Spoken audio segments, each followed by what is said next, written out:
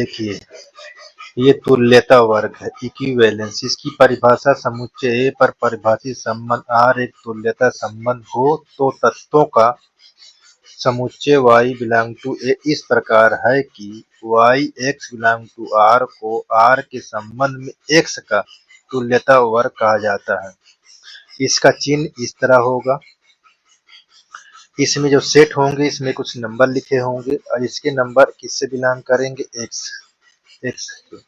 अब देखिए x जहाँ होगा ये यहाँ पास लिखा जाएगा, इसमें सेट का जो भी नंबर होगा यहाँ से शुरू करेंगे, 1 2 3 जो भी होगा यहाँ 1 लिखेंगे, तो रिलेशन से हम इसको कंपेयर कराएंगे। ठीक, फिर 3 वर्ड तक होंगे, 3 नंबर तक लेंगे, उनको कंपेयर, उनके रिलेशन से कराकर फिर इधर आ जाएंगे, x विभाजन करेंगे। तो जो 3 हमने निकाला है तो उसमें ए आई ए जे ए के जैसे ये लिखा हुआ है, फिर उनको हम इस पर रख लेंगे। अगर इस पर रख के यूनियन निकालते हैं तो उनका सेट ए बन जाना चाहिए। इंटरसेक्शन निकालते तो उसमें कोई कॉमन नहीं होना चाहिए, फाई आ जाना चाहिए। तो ए आई का ए जे से कोई मिलान ना हो तब आपको तुल्यता वर्ग कहलाएगा। ठीक, अब इसके नीचे मैंने एक एग्जाम्पल लिया हूँ, एग्जाम्पल उसको देखते हैं। यहाँ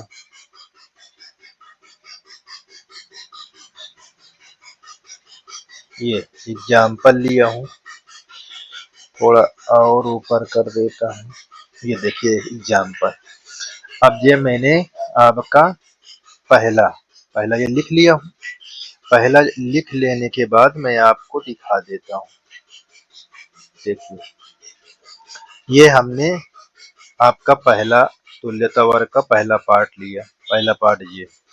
अब जो सेट है ये मैंने सेट दिखा दिया यहाँ पर, देखिए सेट ये x से बिलोंग, तो मैंने क्या किया कि इसका फर्स्ट एलिमेंट ये रखा मैंने, देखिए इस मतलब सॉरी इससे मैंने क्या बना लिया, तुल्यता संबंध रिलेशन बना लिया। ये देखिए, अब इसको बनाने के बाद सेट से जो पहला x जो बिलोंग करता है ए से, एक 1 बिलोंग टू ए, उसको मैं इस पर रख कर यहाँ पर देखिए एक।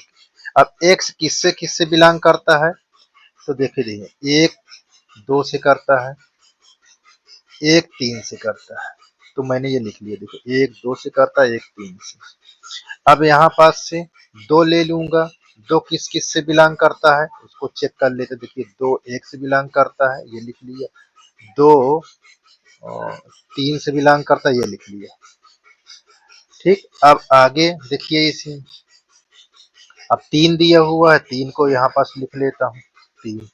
अब 3 देखो किस किस से बिलोंग करता है, 3 2 से करता है, ये लिख लिया। थोड़ा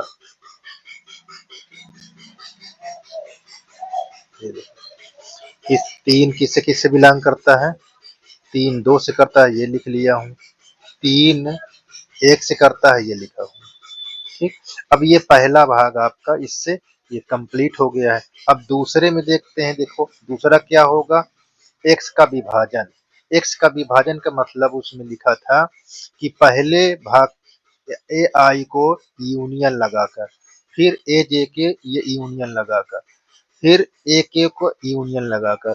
अब इन सब यूनियन का मतलब होता है जो एक बार जो एलिमेंट को ले लेंगे वो दोबारा नहीं लेंगे। अब इन सब में एक कितनी बार है, एक ही बार है, देखिए तो एक ही ले लेंगे। तो यहाँ पास जो लिखा है इस तरह भी आप समझ लें। जैसे यहाँ का यूनियन का मतलब जो वर्ड एक बार ले लेंगे उसको दोबारा, मैंने एक ले लिया, अब एक में इसमें से नहीं लूंगा। अब दो दो ले लिया, अब दो इसमें से नहीं लूंगा। 3 अब 3 ले लिया, है ना। अब देखिए सभी मिला के 1 2 3, अब देखो सेटिस्फाई हुआ ना। ए कहाँ है हमारा, ये देखो, तो हमने इसलिए यहाँ देखो ए लिख गया, तो ये देखो सत्यापन हो गया। अब इसी में इंटरसेक्शन, ए आई का इंटरसेक्शन, ए जे का इंटरसेक्शन, ए के का इंटरसेक्शन। अब इन तीनों पेयर में कॉमन पेयर कोई है नहीं है, तो इसलिए फाई होगा। जो कॉमन पेयर नहीं तो उसको फाई लिखेंगे। तीसरे में ए आई का पेयर ए जे के पेयर के बराबर नहीं होना चाहिए। देखिए ए आई और ए जे के पेयर बराबर नहीं है, ये एक्स विभाजन। तो तुल्यता वर्ग में दोनों को सेटिस्फाई करना चाहिए, पहला और दूसरा दोनों